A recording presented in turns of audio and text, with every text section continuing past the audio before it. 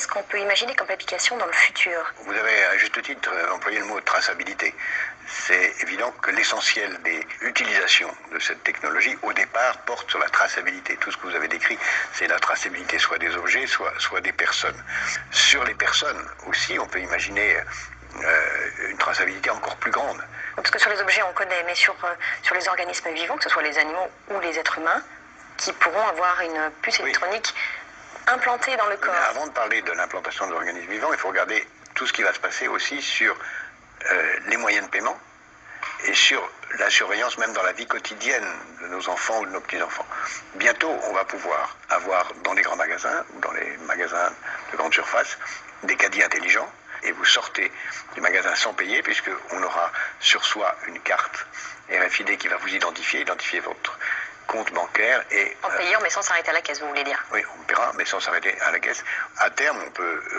mais dès aujourd'hui, ça existe puisqu'il y a ce célèbre exemple d'une boîte de nuit à Barcelone qui l'utilise déjà pour identifier ses clients en leur proposant l'implantation par une petite chirurgie très élémentaire d'une puce qui leur permet d'entrer, de sortir et même de payer les consommations.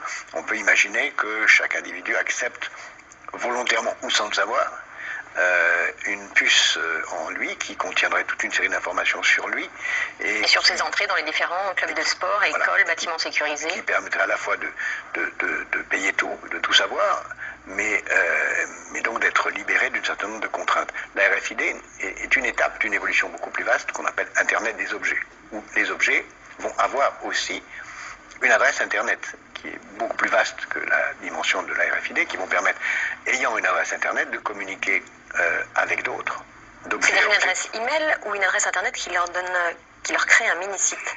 Une adresse Internet, et ayant une adresse Internet et une capacité de recevoir ainsi des messages, elles vont pouvoir recevoir des ordres. Le vrai luxe de demain, ce sera d'être isolable, de pouvoir s'isoler. Et la vraie liberté, ce ne sera pas d'être relié aux autres, de pouvoir leur communiquer, qui est évidemment nécessaire, mais ce sera le droit de ne pas être branché. Donc je pense que... l'identité numérique. Évidemment, au départ, ce sera pour notre bien, ce sera plus facile pour pouvoir payer, pour pouvoir vérifier si quelqu'un est vacciné ou pour voter. Le vote, c'est précisé dans le texte de la Commission.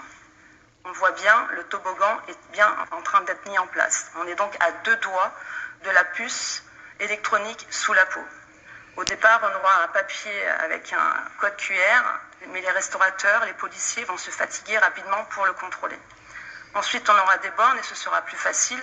Ces bornes liront votre identité ou votre statut sanitaire sur un bracelet, une montre, sur un petit objet que vous porterez dans un sac à main, sur un code tatouage ou alors, comme je l'ai dit, sous la peau et les portes s'ouvriront. Et vous pourrez payer facilement, vous passerez à toute allure aux caisses et tout le monde trouvera super de payer sans avoir l'air finalement de payer.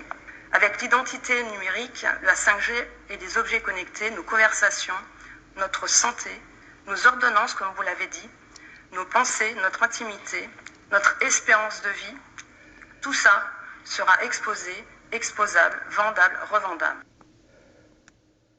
L'apocalypse.